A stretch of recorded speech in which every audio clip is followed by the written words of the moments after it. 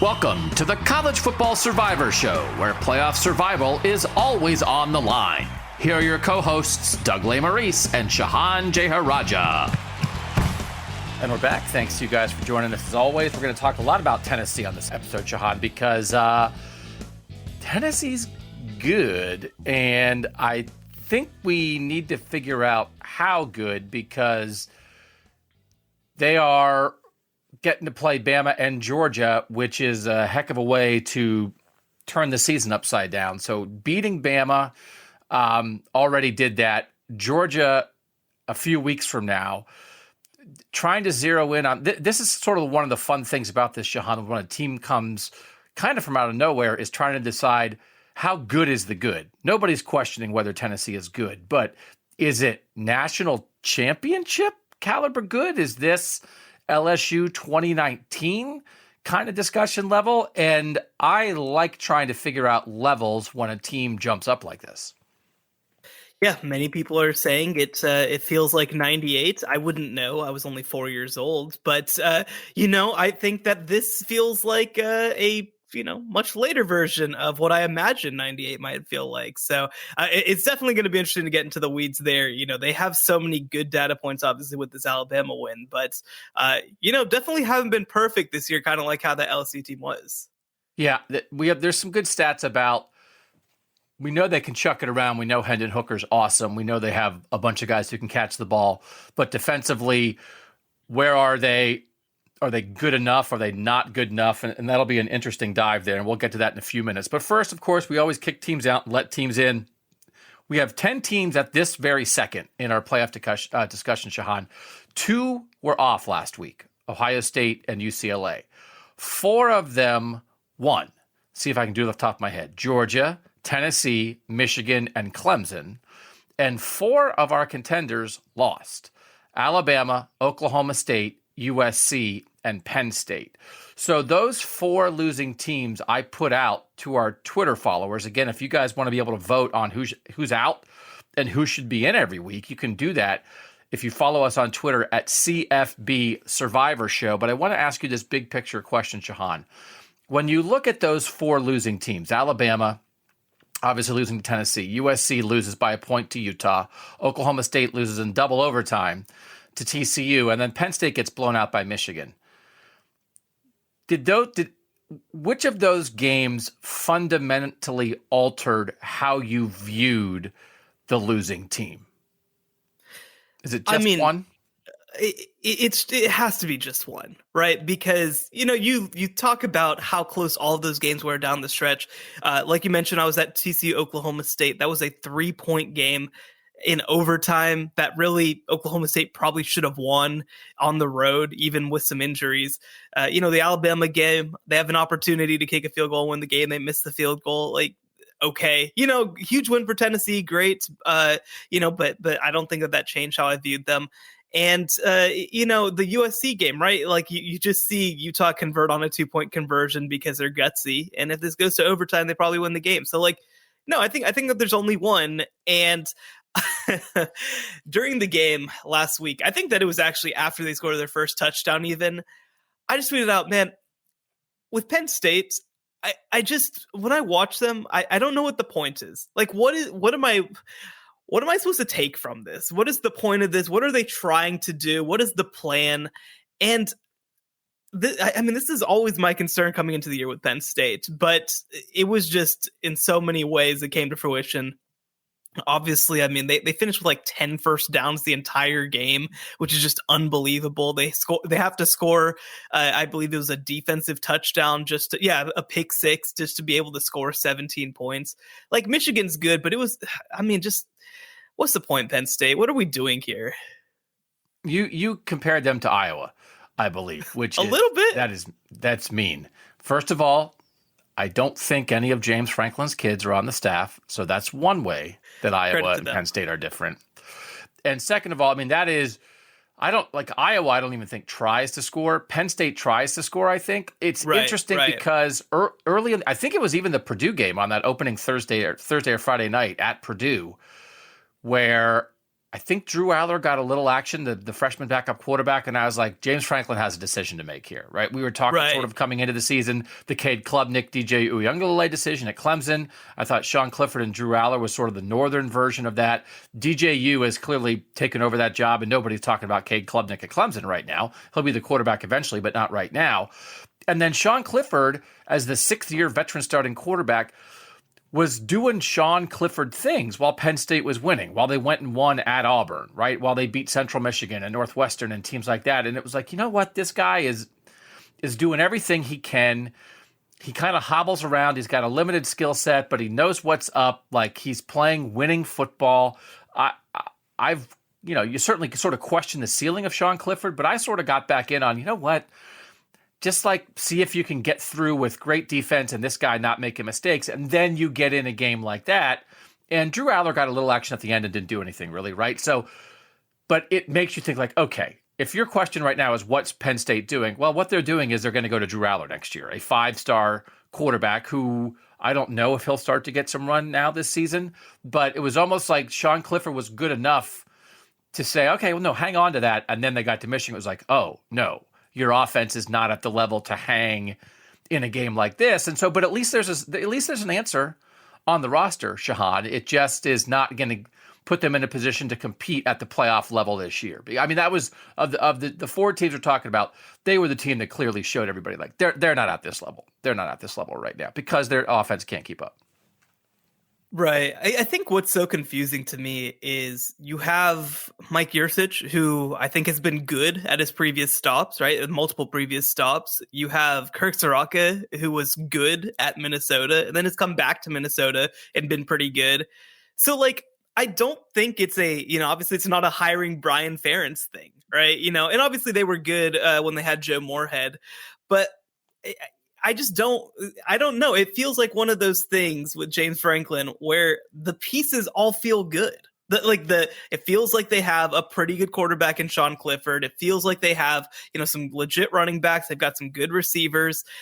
And I don't know why, even from a coaching perspective, it always seems to come to less than the sum of its parts offensively. I don't get it. I don't know what it is. I think the offensive line has been an issue for a couple of years now, but I mean, come on, it's been a while. Why is it like this? No, I get that. There's some of it is like they're trying to do it a certain way. They're 67th in EPA offensively per game right now, which is not very good. That's not playoff level. They did. I mean, early in James Franklin, he recruited Trace McSorley at Vanderbilt and then brought him to Penn State. And it was like, okay. And it's like this guy, this type of guy, dual threat, run the ball a lot, make it, zip a couple throws over the middle, scrappy, whatever, kind of a smaller guy, but like a run first quarterback almost, or certainly a run threat. And then Joe Moorhead, again, it was a really good offensive coordinator, got the most out of that. And then they've been kind of searching, like they've really gone to Clifford since then. And Clifford's a lesser version of that. And they haven't been able to get over the top with quarterback recruiting. But again, like they did now. So this will be a great test next year for Penn State when a lot of these skill guys are back. The defense is the defense, which is pretty darn good. And do they become a different kind of team when Drew Aller is the quarterback? But for now, they're out, right? Like no doubt in your mind. They're the team. No doubt in my mind. Clearly the team out. I think for me, I'm just always very wary of just playing quarterback roulette and just being like, well, no, the next guy is going to be. And I know how but good. But they haven't had a guy like this. This is new. I know. Will Levis was on their roster, and now he's supposed to be a first-round draft pick. Like, I don't know. Like, I think that Drew Aller's that good, and I think he's going to improve that roster, and I think he's going to improve that offense. But I just hate playing quarterback roulette. I just hate it. When you think that a quarterback's going to come in and solve everything, they're probably not. I will tell you, that is a great point. They had Will Levis, and they used him as like a battering ram. They just were it was like almost like a wildcat quarterback. Just get in, and we'll ram you into the line a couple times, and they could not see through things to figure out that he should be the guy. That actually is quite a failure. Oh, yeah. No, that's right. Hey, well, it's not their fault they don't have a quarterback, but what about the guy who was their backup who left and is now a future first rounder? Oh, yeah. No, that was pretty bad, actually. Like, if they had Will Levis now, if they had Will Levis, Yeah, and that's the thing. That's the hard thing. Again, we've had this discussion a lot of times. When your head coach is your offensive guru, it can't leave you. They really miss Joe Moorhead, and they've missed Joe Moorhead since he left to be the head coach at Mississippi State. And then he was got fired there, was the offensive coordinator at Oregon. Now he's a head coach in the MAC. Like, it's hard. It's hard. And I do think James Franklin's like a good program coach in a lot of ways, but like getting over the top with the offensive scheme is tough. That's the thing too, is like, I feel like he's hired good guys even offensively, right? I think that Mike Yurcich is good. He's been good at multiple stops before working with quarterbacks. So I don't know.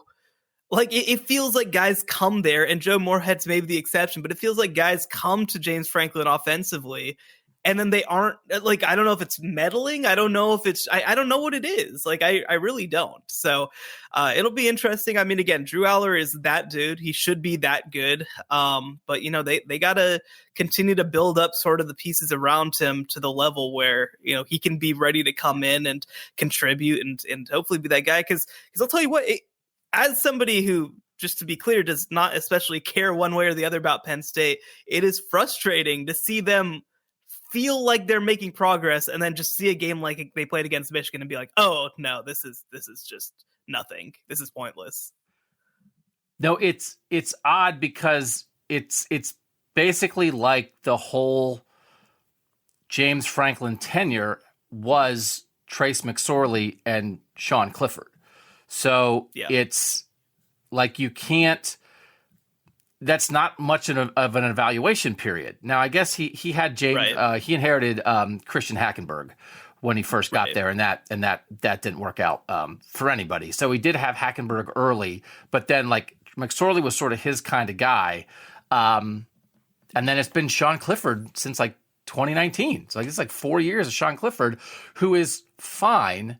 But you're not competing at this level, which is the level but I thought they looked pretty good. They did a lot of good things early in the year. You know, like, can they be a team that the defense carries them? No, you're still limited to that. I like their skill guys. It's not good enough. They're out. It's not even close. You say Penn State. I say Penn State. The Twitter followers, 67.2% voted to kick out Penn State. 13.4% said Oklahoma State. 11.5% said kick out Bama. And 8% said kick out USC. Real quick on USC, I like USC more after the loss. I thought I had questions about like how good is USC's offense really. They're all about turnovers, but then they went out and they just stacked touchdowns against Utah. So that's a loss where I gained more respect, I think, for USC. And Bama, Bryce Young reminded you of how spectacular he is, and it took spectacular quarterback play on the other side from Hendon Hooker and a home crowd to beat that team. So I think I have more respect for Bama after the loss, and I don't know that I have more respect for Oklahoma State because they were ahead and they blew it, and you watched it. So like what? Yeah. What did you think of so Oklahoma State? So the thing is here. So Oklahoma State, USC, and Alabama with those losses are all going to remain in our playoff discussion. What was your takeaway of Oklahoma State after that loss, that they were ahead and they let TCU get back in it?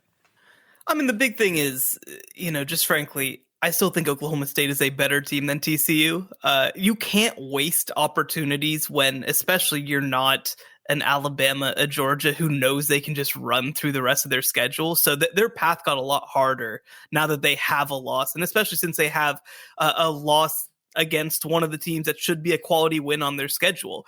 But I think that for me, you know, Oklahoma State was about what I thought they were. TCU kind of needed some real heroics down the stretch. They needed like their NFL receiver to put together a 180-yard type game. Like, I think that the Oklahoma State loss went right in line with the USC loss to Utah and the Alabama loss to Tennessee of like, man, the opponent just had to like put together the game of their life, and also, by the way, all three of these games ended in a field rush because like it was such an effort to just be able to beat all three of these teams.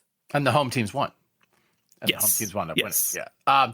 I do think the paths remain for all three of those teams. Bama, frankly, I mean, the loss really doesn't matter at all for Bama. Yeah. Because they still are in control of their own destiny in the division.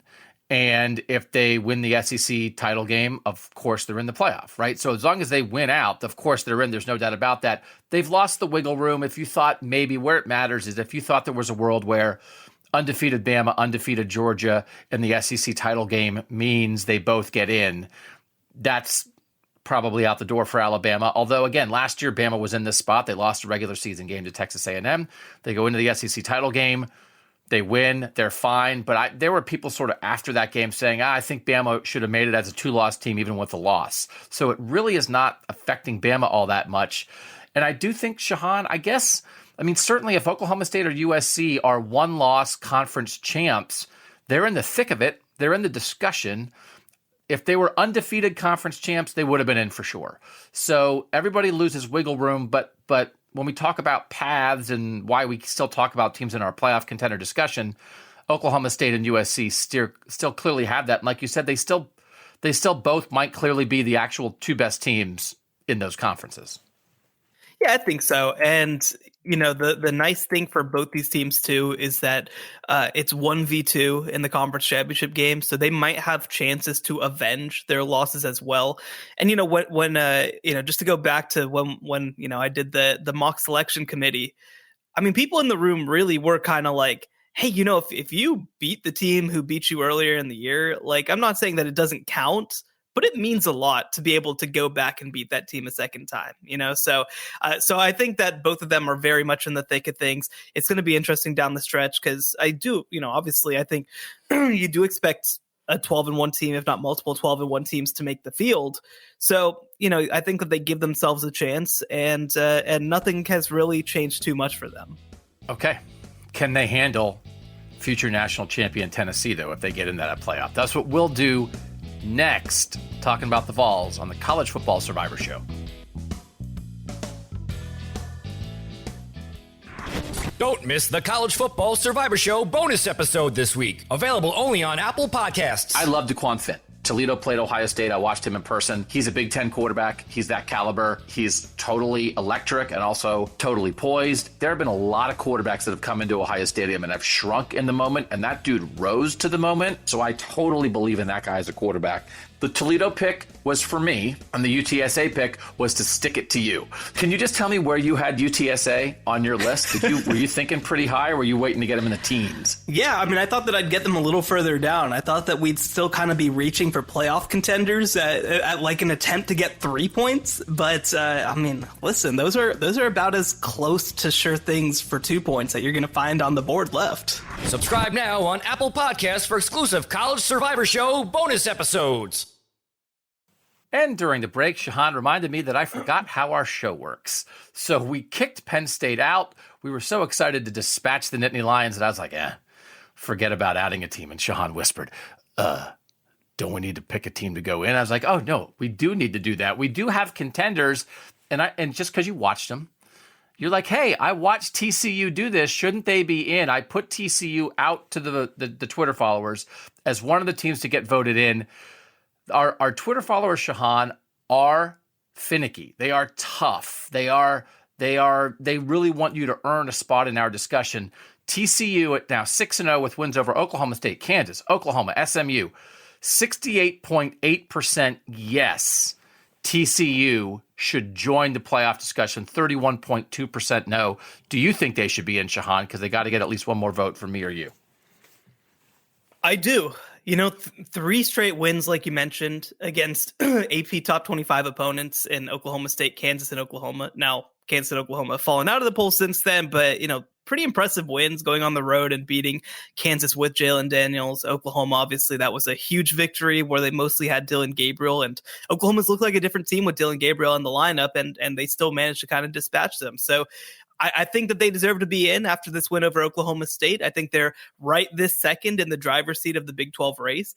We're going to figure out real quick because this upcoming week, they also have Kansas State, who only has 1 loss and is also undefeated in Big 12 play, which, by the way, that is just an unfair stretch. They're playing in consecutive weeks, number 16 Oklahoma, number 19 Kansas, number 6 Oklahoma State, now number 17 Kansas State. That is just not fair. That is really, really tough.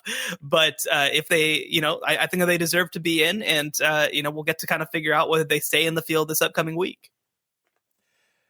we're going to have this discussion with Tennessee. There's a bunch of teams, though, that are pretty darn good offensively right now and just can't stack up defensively. TCU EPA per game. Offensively, they're ninth. They're 57th defensively. When you watch TCU, Max Duggan running that offense works. Can they stop people? Like, can they stop? They got Texas coming up. Like you said, they have Kansas State. The Big 12's good. Can they stop teams enough to really be a playoff contender, do you think? Or no, we're not going to stop them, but we're going to outscore them and win every game in the 40s. Yeah, it's interesting. I think that one thing to look at is Oklahoma State scored 14 points in the first 2 drives of the game. And then they scored another one in the second quarter. And other than that, they were held without a touchdown in the entire second half as TCU made their comeback. I think they really did a good job of adjusting to Oklahoma State in the second half. I believe they held them to 12 points total in the second half. 6 points total in the entire second half, just a pair of field goals. Then obviously they scored 10 points in the overtimes, but I think that they're good enough situationally to give themselves a chance. And, obviously when you're talking about a 43-40 game, it looks like a lot of points, right? But I think that, you really have to contextualize how that happened. They scored, actually, the other touchdown was on a short field, I believe, after a muffed punt. So, I think they can be fine. They're not a great defense by any means, but I do think that they are a little bit in that Tennessee vein of, you know what, we just make stops at the right times. We can compete. We can make things difficult enough. And, we can cause enough issues that our offense can take advantage of it. All right. So TCU is in. We all agree on that. Twitter followers, Shehan, me, we all think they deserve to be in. I will say I held off on, I'm still kind of banging the drum for Oregon a little bit. I did not put Oregon up for a vote this week because they host UCLA on Saturday. UCLA is in our playoff discussion, and if Oregon beats UCLA, we will be back here in a week. I think putting Oregon back in our discussion as a one-loss team with only that early blowout to Georgia. So no Oregon discussion now, but what about Ole Miss? 7-0, beat Kentucky in a game where Kentucky probably looked like the better team.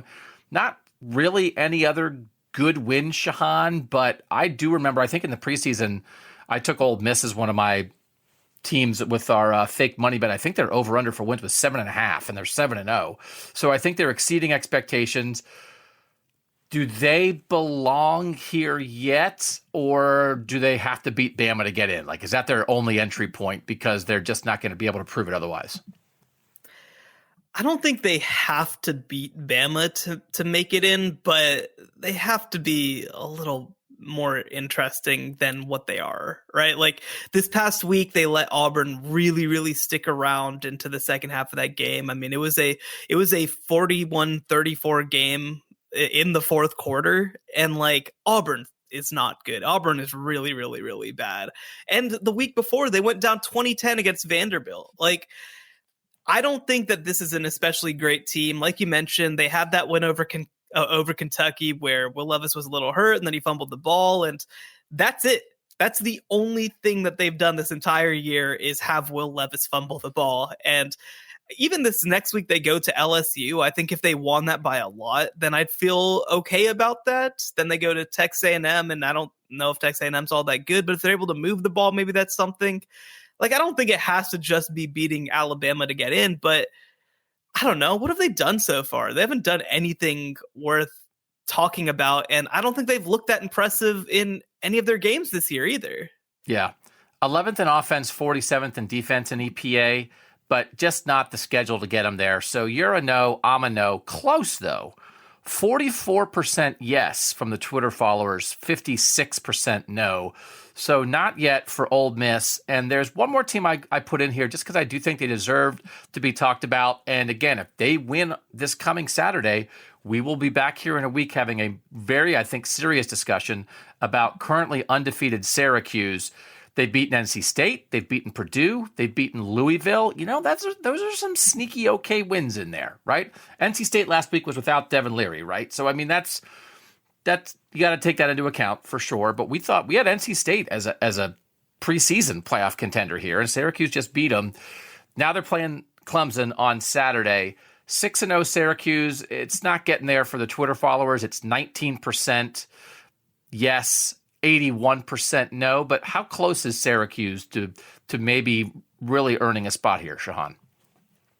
I mean, honestly, I think the only thing that Syracuse can do to get into this field is to beat Clemson. And, they, like you said, they have some really nice wins this year. They are a good story, man. Like, they were expected to maybe be the worst team in the ACC Atlantic, and they have put things together. Like you said, they didn't just beat Louisville. They crushed Louisville 31-7, and Louisville's not great, but to beat them like that, I think is a big deal. They beat Purdue. I think that's a win that's only aging better. NC State last week, 24-9. I mean, that's really, really solid.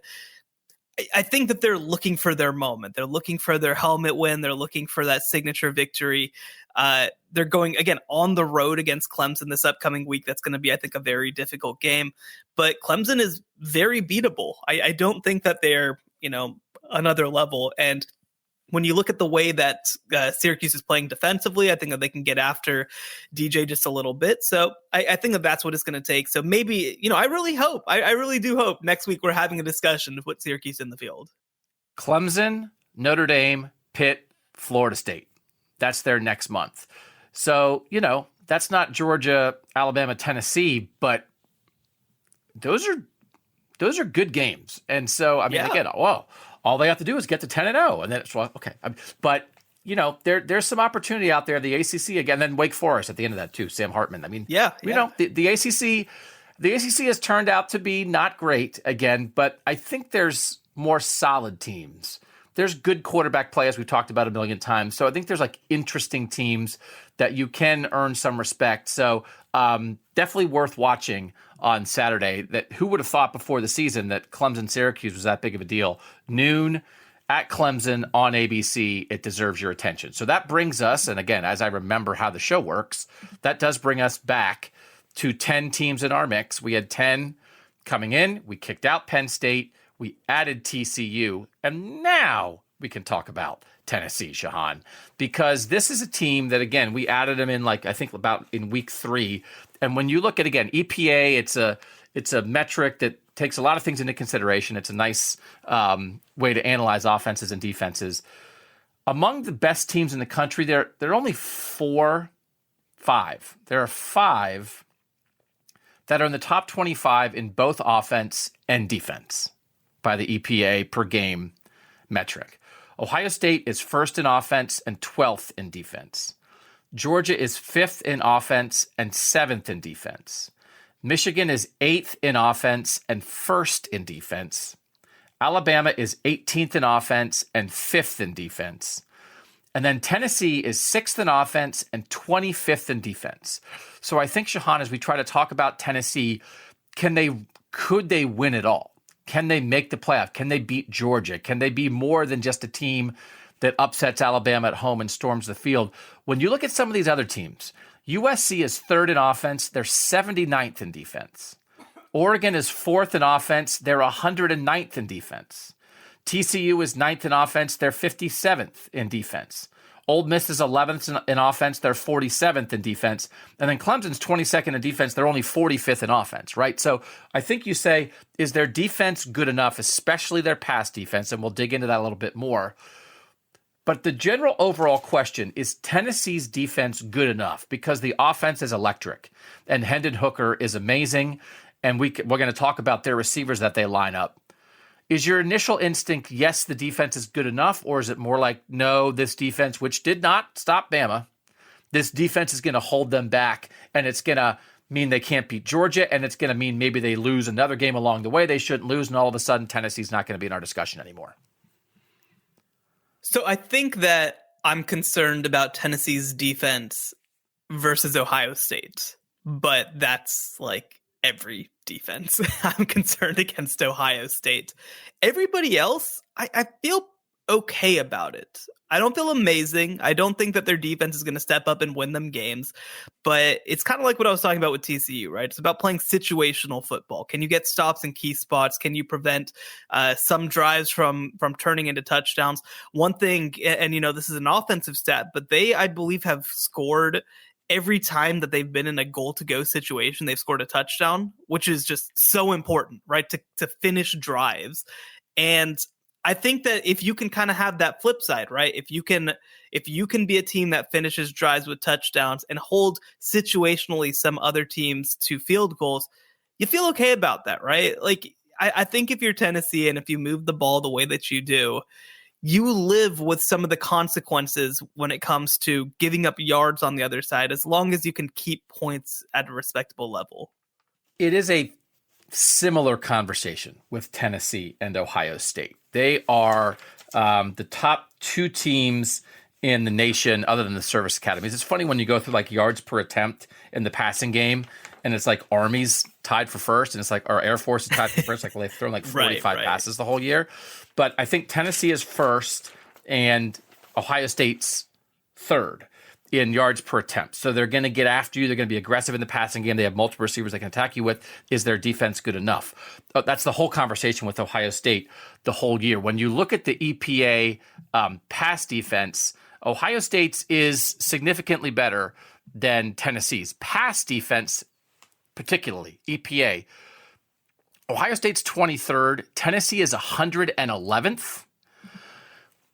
But I also, and I know EPA takes it, all these advanced stats, they take into account everything. But I do think that's not quite right for Tennessee, and there's two reasons for that. One is they haven't really had their guys for everything. So Warren Burrell was like their veteran corner coming into the year. I think people had some questions about him. He's actually out for the year now. So people, I think, wondered if he was good enough, but he's a veteran guy who's gone. But when you look at Alabama, they were missing Kamal Haddon in that game, who has kind of emerged as their best corner. He's going to be back, but he didn't play against Alabama, which is like a huge deal. And of course, you miss that guy. And then Jalen McCullough, who's one of their starting safeties, didn't play in that game for an off-field incident that actually seems like it's not as big a deal as it first sounded, right? He's going to be okay. He's going to be back with the team. It kind of wasn't his fault. And they're working through some things at corner. But I think in the end, with as many sort of little injuries and absences that they've had, it's affected what they've done so far. But I think when they have Christian Charles and Kamal Haddon as their main corners, and they have three safeties they do believe in, I think those five guys will be good enough. And when you just glance at like, oh, they've had games where they've gotten burned, they've kind of had some guys in and out of the lineup. And they had two of their five best guys didn't play against Alabama. And then they get thin. I think they're a little thin there anyway. But as long as those top five are playing, I think they're okay. So I do think we have to, just like Clemson had a rough day when Sam Hartman for Wake Forest threw 6 touchdown passes against them, and they were missing, I think, 3 secondary starters in that game. And it's like, well, if your second team isn't super deep, then it really matters. But if you kind of have, if your 5 good guys are there, I think you're okay. That's where I am with Tennessee from a personnel standpoint. It's not great, but it's not as bad as it looked against Alabama, I would say. Yeah, I think so. And, one other thing, too, to contextualize with Tennessee is, they have played some pretty good quarterbacks so far. Like you said, Bryce Young. That's the point, too, that I was going to say. Like, again, like Ohio State, Graham Mertz, what are we talking about? Like, throw Anthony Richardson in the Big Ten and watch pass defenses explode. Yeah. Ohio State has played the ghost of Peyton Thorne and, like, Noah Vedral and by the way, the great Toledo quarterback, like you mentioned. But Tennessee right now, right? They played Keaton Slovis, who's pretty good. They played Anthony Richardson, who another thing too with Anthony Richardson in that Florida game is like that game was over and Florida scored a bunch of points down at the end that kind of didn't really matter that much. But so like that hurt their stats. So I think that when you look at it in context, like Bryce Young was the one quarterback who really sort of went off against them because he's Bryce Young and that's what he does. So I'm not super concerned with the Tennessee pass defense. Now, it's not a strength of the team, right? Like it's not. You're not going to win your games because Tennessee plays good pass defense. But this is the thing, right? I will say, just as one aside, it's kind of funny having this discussion and like hearing this national discussion, because I was literally a student at Baylor in 2014 and everybody told me about how all this stuff was bad. And now everybody's telling me about how all of these ideas are actually very good. But, when you can give the ball back to your offense and give them a chance to make plays, that's a good thing. And that's enough. And that's all you really have to do when you have an offense like what Tennessee has. I do think the context, I think, matters here, because like they gave up 269 passing yards to Ball State, 241 passing yards to Akron in games that they won by 50. So like that's actually like a pretty decent amount of passing yards, but it doesn't matter. And then like good Anthony Richardson, when he's good, it's about as good as it gets. And you watch that Florida game, he threw for 453 in that game, 24 of 44. There were some broken tackles. You can see like sometimes they get a little loose in letting the big plays pop when the first or second guy misses a tackle. Obviously, that's a lingering issue, I think, but it's not a ton of blown coverages. It's Anthony Richardson stepping up in the pocket and ripping throws. It's some sideline shots where guys are winning 50-50 balls. 453 is a lot. There was probably 2 drives against kind of like a prevent defense at the end of the game, but it's almost understand. It's like an understandable 453 if that's possible, because good Anthony Richardson, again, it's like if you drop a guy out of the sky into the Big Ten. If you dropped Anthony Richardson in the Big Ten West, I think half the coaches would quit tomorrow. Kirk Ferentz would be like, I'm done. How can we stop a guy like that? What are we going to do? Which is the same thing they see with CJ Stroud. But if you had another quarterback like that, so again, that's I don't give him a pass for giving up 453 to Florida, but it didn't really cost them the game. Like Tennessee had a muff punt in that game. They had a blocked punt in that game, and they still were up 2 scores with 3 minutes left, and Florida scored with 30 seconds left and then did an onside kick and stuff. So that game was not it really didn't come close to costing him the game that Anthony Richardson threw for a bunch of yards. And then 455 for Bryce Young. Bryce Young makes miracles happen. Right. And right. They were missing 2 of their 5 starters in the secondary. Yeah. But I do think they get a decent pass rush, right? They're up there in tackles for loss in the SEC. They're up there in sacks in the SEC. They're 4th in the SEC in sacks per game at 2.5. They're 3rd in the SEC in tackles for loss per game at 6.5. When there are some money downs where they'll get to the quarterback. Now, again, sometimes Bryce Young and Anthony Richardson and guys like that get away, just like Hendon Hooker gets away for Tennessee on the other side. But when you watch them, as much as you can point to some of the stats, there weren't a gazillion. You can watch versus Tennessee. They've had some teams absolutely blow coverages and guys are open by 10 yards for a 50-yard catch and run. It doesn't look disastrous to me when you think about the Tennessee pass defense. And again, we're starting with this because it is the weak point. And you say, is it such a weak point that it blows a hole in their hopes? And my conclusion is no. I think it can be good enough. And again, if they have to face Caleb Williams from USC or Bryce Young again or CJ Stroud in Ohio State on the way to the national title, they'll be tested. But can they slow those offenses down enough to give Hendon Hooker and the Tennessee offense a chance to outscore them? I think the answer is yes. Yeah. And, one game that I'll point to is Tennessee's 40-13 win over LSU. EPA does a good job of taking into account situational statistics, right? Like it is based on when you're facing second and whatever, like it gives you credit for achieving a certain amount, right? But all that said, so it does take into account context. Jalen Daniels threw for 300 yards, but the reason that Jalen Daniels threw for 300 yards is because LSU's running backs went 12 carries for 17 yards. So they've been really good against the run, and teams have kind of opened it up with the pass because they have no real other recourse to move the ball against this Tennessee defense. So for me, I'm not especially worried about those passing numbers. I think that they're going to be fine. Obviously, you have to compete a little bit against literally Ohio State, but I think that out-dueling Alabama and causing Bryce Young some issues, and the game was not easy for Bryce Young. Watching that game, he had to do a lot to make things happen. And I think that's plenty. I think that's plenty. One other stat that's not great, they are 112th in the nation in pass plays of 20 yards or more allowed. They've given up 28, so that is a lot.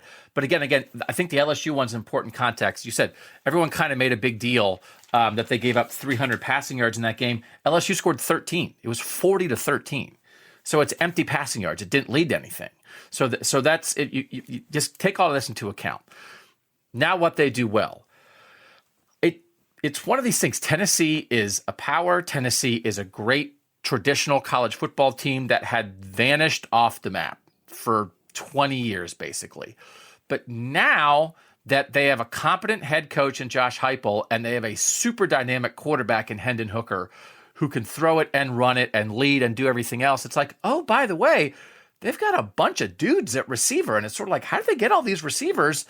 But you look at this passing attack, Shehan, and every single part of it is real.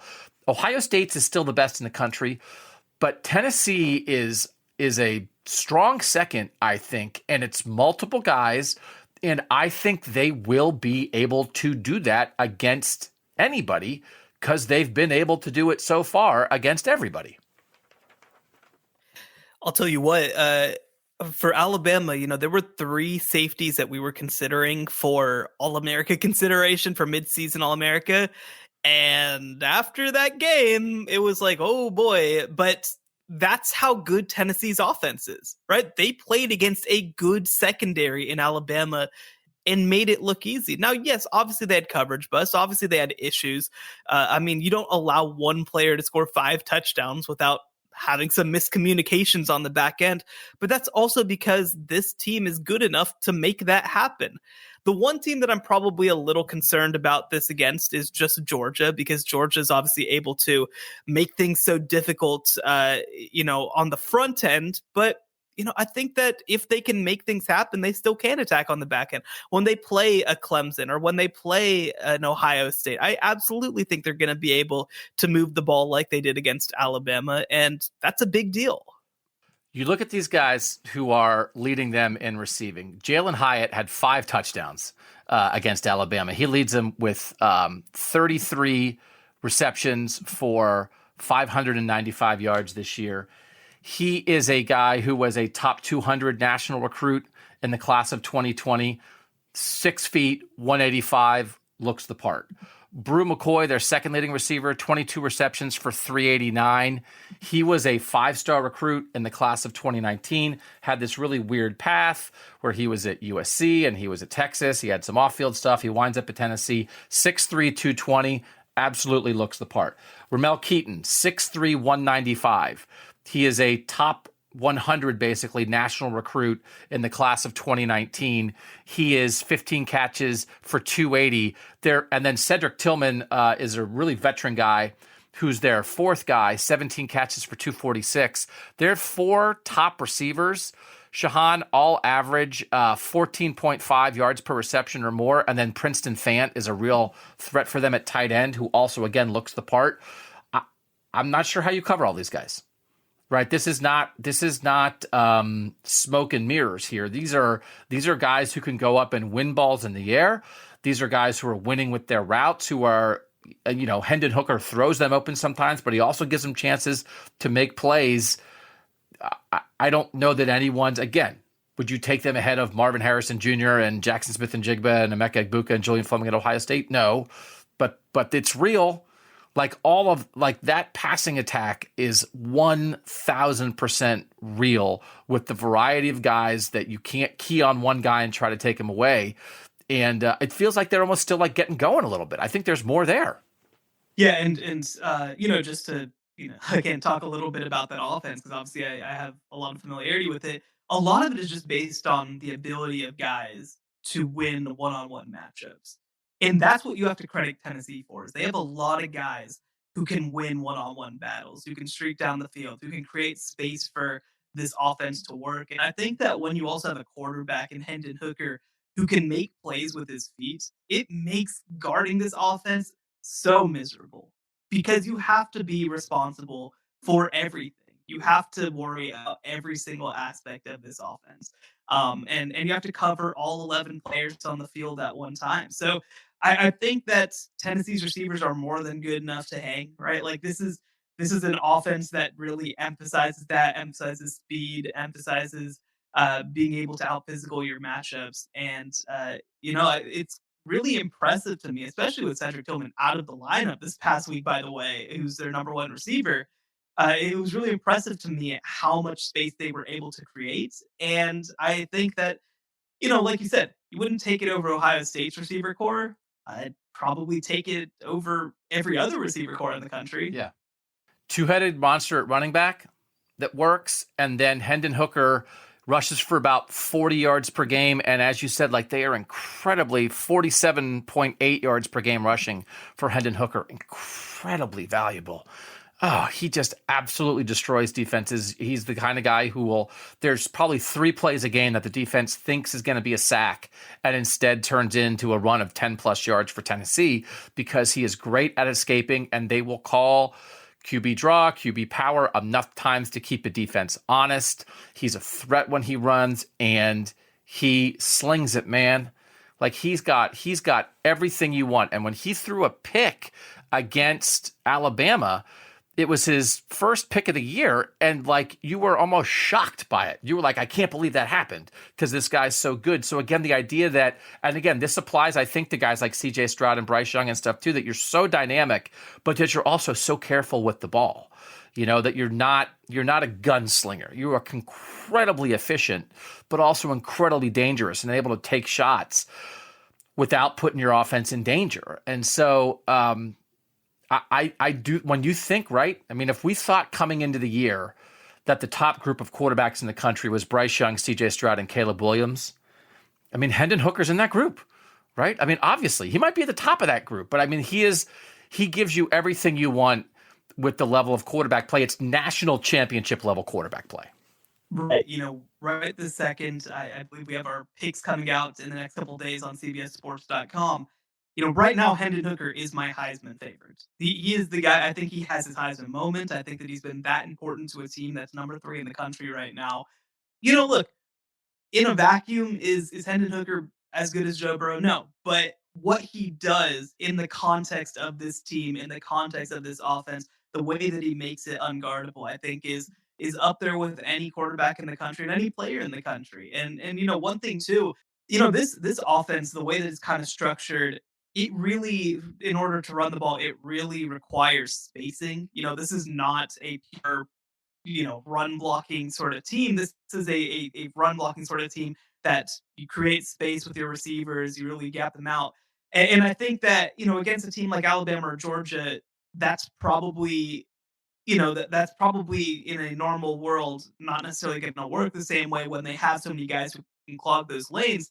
Well, I think that that's where Hendon Hooker makes them unguardable, is that he is that extra run threat that they have to account for on every single play. Like you said, they're taking him outside. He's obviously willing to scramble when the opportunity is there. It's impressive stuff. And I think that he is the secret sauce in a lot of ways that takes this offense from pretty good to, oh man, I don't even think Alabama can guard this. November 5th at Georgia. It is the game of the year.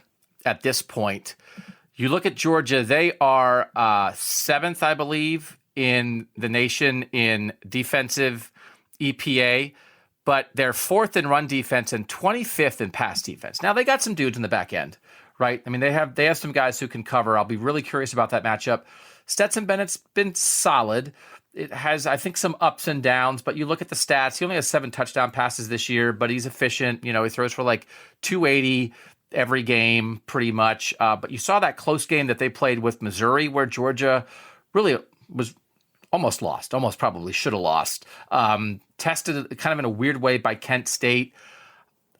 When I think about the Georgia-Tennessee game right now, I certainly don't view it as an impossible task for Tennessee to go into Georgia and win that game. And I actually am kind of wondering, I don't know, as good as Georgia's defense is, I don't think Georgia's going to slam the door on the Hendon Hooker offense. And then I have a couple questions about whether Georgia, frankly, can keep up. So I'll be curious to see what the line is when we get to that game. But it does not seem insurmountable to me because what seemed, even though the game against Alabama was at home, and I think it really mattered. I don't know if they win that game at Alabama.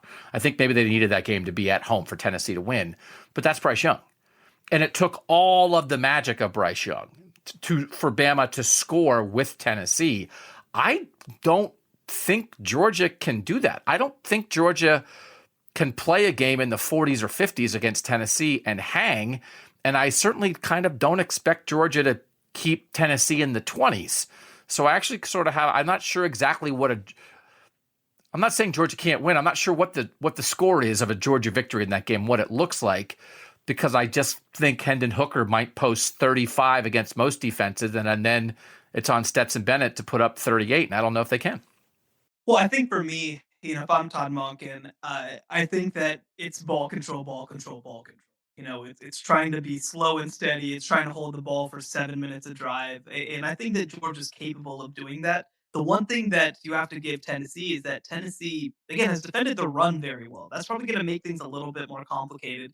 And look, this Georgia team has not been perfect by any means. They should have lost to Missouri. They had a game against Penn State that was way closer than it should have been. This has not been a perfect football team.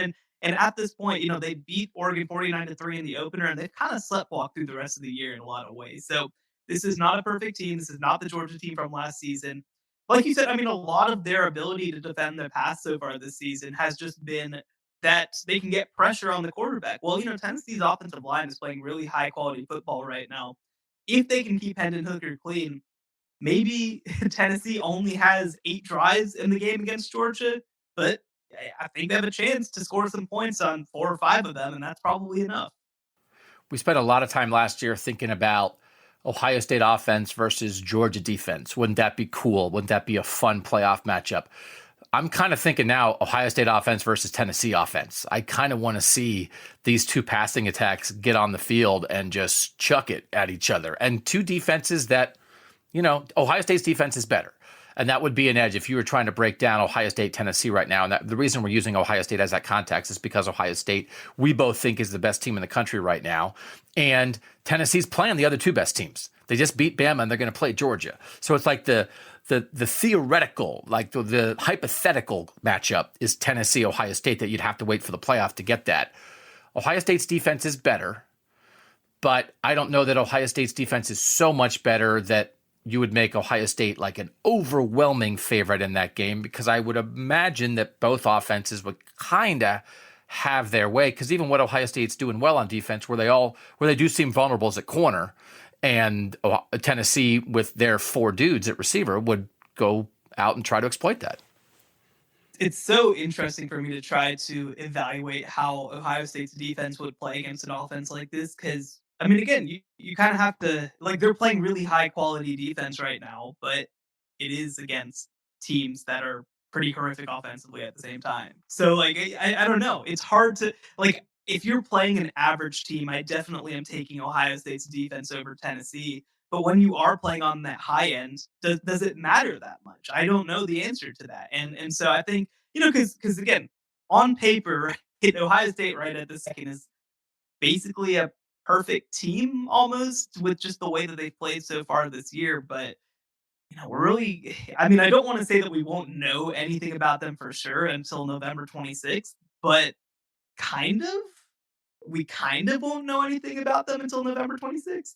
And it's two different conversations. One is like how you vote Ohio State, what credit you give them, and it can feel like you're moving the goalposts when it's like, well, it seemed like Notre Dame and Wisconsin and Michigan State were all going to be good opponents, and then it turns out they're not that good, and Ohio State handled them, and now they don't get credit for it. No, they still do get credit for it. We think they're the number 1 team in the country. But when you're having a big picture discussion of okay, right, that Tennessee has faced Bryce Young and Anthony Richardson, and Ohio State has faced Tyler Buckner, James Blackman, DeQuan Finn, Graham Mertz, Noah Verdell, and Peyton Thorne. And that's just not the same thing. So we can say that, right? And that you just won't know exactly for sure. And again, it's not like Tennessee faced Anthony Richardson and Bryce Young and did not stop them. So it's not like, but they survived. They found a way to beat them without really stopping them. So that would be the question. You're not playing for EPA defensive stats. You play to win the game. So Ohio State's winning. Tennessee is winning. Now, I didn't know that I felt this, Shehan, coming into this discussion, but now I want it. Now this is what I want. I want CJ Stroud, Hendon Hooker. I want Ohio State receivers versus Tennessee receivers. I want this matchup, and I want these guys to chuck it around on each other. It'd be awesome. Wouldn't it be awesome? Let's do this. I want this now. This is what I want. Please, can we have it? It would be awesome. Can't wait for Tennessee to lose to, like, I don't know, Kentucky or something, and just completely ruin everything and make it bad. They play Kentucky on October 29th. They play at South Carolina. What if Spencer Rattler ruins this? What if after all of this, Spencer Rattler is the guy who ruins this? But I mean, they're tougher stretches then, right? UT Martin this week, Kentucky, Georgia, Missouri, South Carolina, Vanderbilt. Like, that is really doable. And again, and we had a long discussion, and we did a great, if you guys are not Apple Podcast subscribers, we do the bonus episode every week. I thought ours this week was really fun and interesting. We did a draft of playoff teams and conference championship teams. There's a point system where you get a point if you make the conference championship game, another point if you win the conference championship, another if you make the playoff, another if you're the national title pick. And it was a lot of strategy of where do you pick Tennessee and where do you pick South Alabama. But the issue that did come up for Tennessee and is going to be ongoing is if they lose to Georgia, could they make the playoff as an 11-1 team, not in the SEC title game?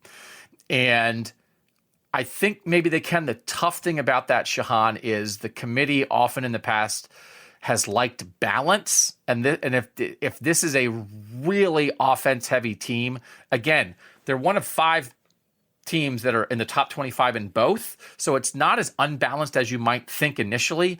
But if the defense really continues to struggle and gives up 400 passing yards to Spencer Rattler, I think the committee will ding them a little bit for that. It's going to matter who else is in contention for the 4th spot. But if they lose to Georgia and get in as a 4 seed, that probably actually would be potentially an Ohio State-Tennessee matchup. Ohio State as the 1 seed, Tennessee as the 4 seed. They'd have a shot. They'd be a dangerous 4 seed if they got in. So, and I think they could. It's not do or die against Georgia because they got this win. They had to beat one of the 2. They had to beat Bama or Georgia, and they got one of the wins. So they've got a shot. And if bottom line, and we'll end this Tennessee discussion with this, can they win the national title in your mind? I think they can.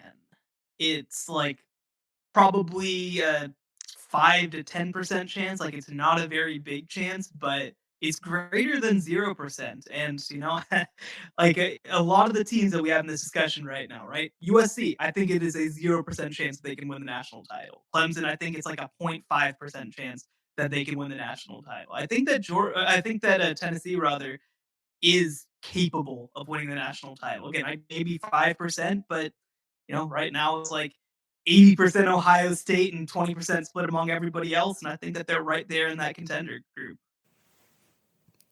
Yeah, I give him a little higher than that because part of the thing is with Hooker is that he can get out of trouble. So you think like if we get that kind of quarterback, that he's such a good thrower, but he also can escape and make plays, I think raises the level against the best teams in the country because you just don't know. You might do everything right to stop that guy and it won't be enough.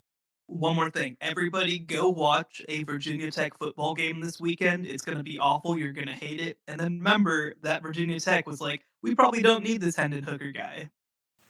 Isn't it amazing how quarterback is so important and teams are so bad at evaluating it sometimes, even when it's right in front of their eyes, they still can't figure it out. So that's life, man. If you could make a 100% with certainty algorithm for identifying good future quarterbacks, you'd be a gazillionaire.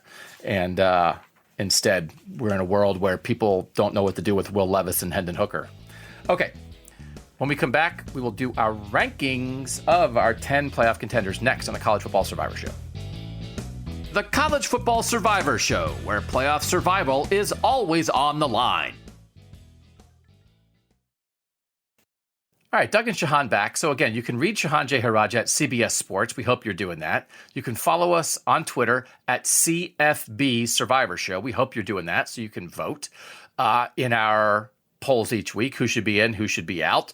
We also send little clips from the show there. So, hey, I'm going to give you a reason. Get subscribed, right? Apple, Spotify, wherever you listen to podcasts. This free show drops there every week. And then again, it's $2.99 a month for the bonus episode. driving. I had some long drives last week, Shehan. And so when I drive, and I mapped out kind of our bonus episodes for like the next 2 months. And I'm super excited about them, actually. So on that, we're going to get a little weird. We're going to get a little off the beaten path, but always with an eye towards the playoff and the best teams in college football. $2.99 a month. You get 4 bonus episodes. That's through Apple Podcasts. We'd love to have you join us there. Our rankings, do you have Ohio State number 1 still? I do. Like I said, they've basically been a perfect football team through the first couple weeks of the season. We can, haggle over how strong or not strong their schedule has been, but they have showed zero weaknesses, and I can't really say that about anybody else. Iowa is. But here's the only thing. Their pass defense is ranked 5th in the country by EPA. Riley Moss is a real dude in the secondary. Jack Campbell's a real dude at linebacker. I'm a little curious if they still absolutely positively steamroll, right? Which you would expect. Iowa's going to score negative points offensively. But it's one of these things. It's hard with Big Ten defenses. They're always pretty good statistically, and it's like, well, is it just because they don't play any good quarterbacks? And so it's fake. I don't think the Iowa defense is fake. Right, it's a different animal than what you're seeing at Clemson or Georgia or Alabama, but I think it might impress me even like 5% more if C.J. Stroud throws 6 first half touchdown passes against Iowa as opposed to doing it against Michigan State or Rutgers or teams like that. I'm just trying to, because again, it's not Ohio State's fault. They can only do what they do. They played Notre Dame in the preseason. It's not like they're trying to avoid this stuff. And they played Wisconsin as one of their crossovers with the West. It's not their fault, but that's who they play this week. They have to play who they play. Do you have Tennessee second after we just had that long discussion about Tennessee? I do. I have the number 2. As do I. So we agree on that. Ohio State 1, Tennessee 2. Do you have Georgia third? I do. Agree there. Now, who do you have fourth? I'm not going to ask you on this because I'm not sure. Who do you have fourth? I have Clemson 4th. I do have Michigan 5th, who I think is who you were going to ask about. Impressive win over Penn State. I think Clemson still just got a little bit of a better resume at this point. I would like to see them play each other. That would be a super fun game. Like if in the 12-team playoff world, that would be like a great, I'm trying to do the math. So 5, 12, like 7, I can't even do it. Like 7-10 game or 8-9 game potentially, or somehow if you got to like I guess more like a quarterfinal, if it was like a 3-6 maybe. I'd just be a 3-6 probably would make more sense. That'd be a great game. No, it would be a 4-5 because I think that Michigan would be the best at large, and I think that Clemson would be the 4th conference champion. So it would be a good 4-5 game. Okay, I'll buy that. No, that makes me want to have the 12-team playoff right now to get that 4-5 matchup. No, that makes more sense since you have them. You have Clemson 4 and Michigan 5. I have Michigan 4 and Clemson 5. And I was like, would it be a 7-10? No, it would be a 4-5, you ding dong. Okay, who do you have 6? I have. This is. I will say it gets a little like. So there's 5, and then like now the second group could kind of go any direction. I still have Alabama 6. I have Bama 6 as well, and I would stick them on the bottom of the top group rather than at the top of the second group, mostly because of Bryce Young. It's like Bryce Young misses one game, and I was like, they'll be fine against Texas A&M, and it's like, oh no, they're not fine. And then Bryce Young comes back, and it's like, oh yeah, he's unbelievable. So I was just reminded here. That's my brilliant analysis. I had to watch Bryce Young against Tennessee to be like, oh, that's right, he's very, very good. So for that reason, I have them 6th, but closer to 5 than 7. Who do you have 7? I have UCLA 7. All right. Why don't you just do your 7, 8, 9, 10, and then we'll talk. So I have, and again, I view these teams as being very close to each other, but UCLA 7, USC 8, TCU 9, Oklahoma State 10. So I also have Oklahoma State 10 and TCU 9, and I have USC and UCLA flip-flopped. So you have UCLA 7, USC 8. I have USC 7, UCLA 8.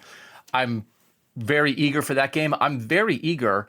And this is one of these things, you moving the goalpost. It's like, well, UCLA, they beat Utah. Like, I think Utah's really good.